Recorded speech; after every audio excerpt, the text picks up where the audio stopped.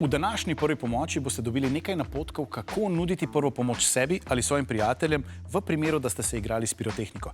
Z Jernejem bova zato simulirala nekaj možnih hipotetičnih situacij, v katerih se lahko znajdete in potrebujete pomoč.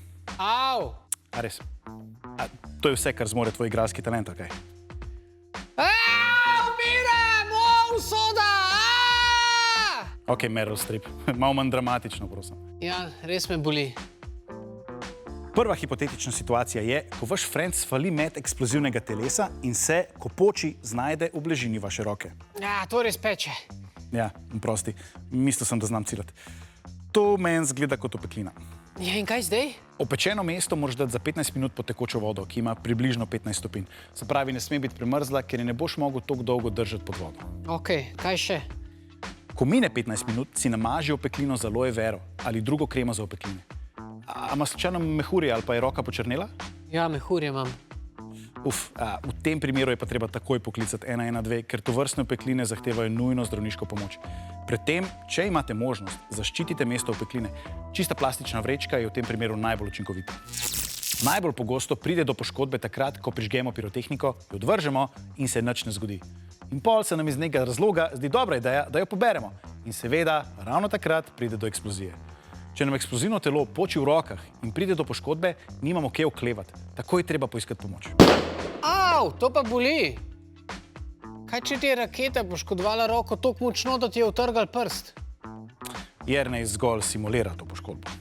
Ja, mislim, da so dojeli. Če bi mi res odletel prst, bi se zdaj jokal, kričal, pa mogoče zaradi šoka celo padel v nezavest. V tem primeru poiščite prst. Zavite ga v sterilno gazo in ga dajte v vrečko z ledom. Najdu! Jan, prst mi je odpadel. Ne, izgubljam zavest. Pri toliko hudih poškodbah je pomembno, da prijatelju takoj pomagamo. Takoj je treba poklicati rešilca na 112 in prijateljeve starše.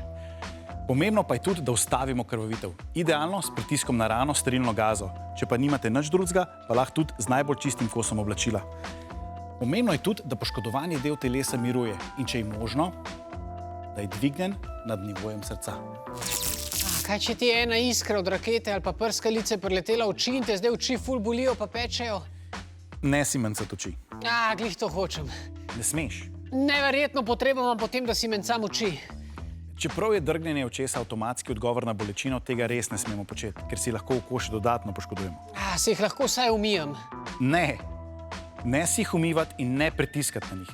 Proste nekoga, ki je zraven vas, da pokliče vaše starše, ker je zelo pomembno, da pri poškodbi očesa poiščete zdravniško pomoč. Pri tovrstnih poškodbah lahko celo pride do slepote. Jana, boš poklical mojo mami? Jernejeva mami, Jernej je bil poreden. Dobro, to bi lahko tudi jaz naredil.